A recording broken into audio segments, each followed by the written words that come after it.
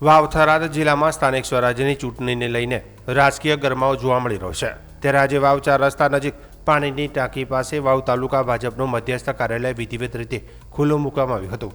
આ પ્રસંગે ભવ્ય સભાનું આયોજન કરવામાં આવ્યું હતું, જેમાં મોટી સંખ્યામાં કાર્યકર્તાઓ અને સ્થાનિક લોકો જોડાયા હતા। કાર્યક્રમ દરમિયાન કોંગ્રેસને ઝટકો આપતા ભુરાજી પથુજી રાજપૂતે ભાજપનો કેસ ધારણ કરી સત્તાવાર રીતે ભાજપમાં પ્રવેશ કર્યો હતો, જેને લઈને ભાજપ કાર્યકર્તાઓમાં ઉત્સાહ જોવા મળ્યો હતો। આગામી ચૂંટણીમાં પક્ષને મજબૂતી મળશે તેવી આશા વ્યક્ત કરવામાં આવી હતી। આ કાર્યક્રમમાં રાજ્યમંત્રી સ્વરૂપજી ઠાકોર, જિલ્લા ભાજપ પ્રમુખ નરેશ ઠાકોર, જિલ્લા મહામંત્રી કમલેશ આચાર્ય, ઉમેદનરી ગઢવી, તાલુકા ભાજપ પ્રમુખ ભરતસિંહ સોઢા સહિત આગેવાનો ઉપસ્થિત રહ્યા હતા। તે ઉપરાંત યુવા ભાજપ અને મહિલા મોરચાના પ્રમુખો સાથે મોટી સંખ્યામાં કાર્યકર્તાઓ હાજર રહ્યા હતા। આ પ્રસંગે આગેવાનો દ્વારા પક્ષની નીતિઓ અને વિકાસલક્ષી કાર્યો વિશે માહિતી આપી આગામી સ્થાનિક સ્વરાજ્યની ચૂંટણીમાં ભાજપને બહુમતીથી જીતાડવાની અપીલ કરવામાં આવી હતી। વાવમાં ભાજપના મધ્યસ્થ કાર્યાલયના શુભારંભની સાથે ચૂંટણી પ્રચારને વધુ વેગ મળશે તેવું રાજકીય વર્તુળોમાં માનવામાં આવી રહ્યું છે। આજરોજ વાવ ખાતે ભારતીય જનતા પાર્ટીની આ ચૂંટણીલક્ષી આ કાર્યકર્તાના સંમેલનની અંદર વાવમાંથી ભુરાજી જે વર્ષોથી કોંગ્રેસ સાથે જોડાયેલા હતા અને કોંગ્રેસ માટે નાની મોટી અનેક જવાબદારીઓ વહન કરતા હતા એવા ભુરાજી એમની સમસ્ત ટીમ સાથે ભારતીય જનતા પાર્ટીની અંદર જોડાણા છે। એમને ખૂબ ખૂબ અભિનંદન પાઠવું છું અને આવકારું છું। અને સાથે સાથે સુઈગામથી આમ આદમી પાર્ટીના પ્રમુખ ભરતભાઈ પણ ભારતીય જનતા પાર્ટીનો ભગવો ધારણ કર્યો છે।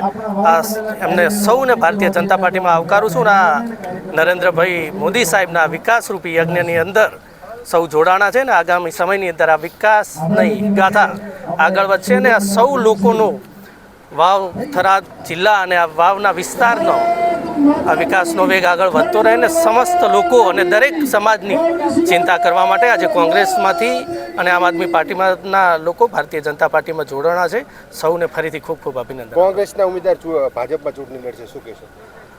ભારતીય જનતા પાર્ટીના કાર્યકર્તા દ્વારા અને અહીંયા લોકલ સંગઠન અને ભારતીય જનતા પાર્ટી જે કંઈ સંગઠન નક્કી કરશે એ પ્રમાણે અત્યારે ભારતીય જનતા પાર્ટીનો ઉમેદવાર નક્કી થશે।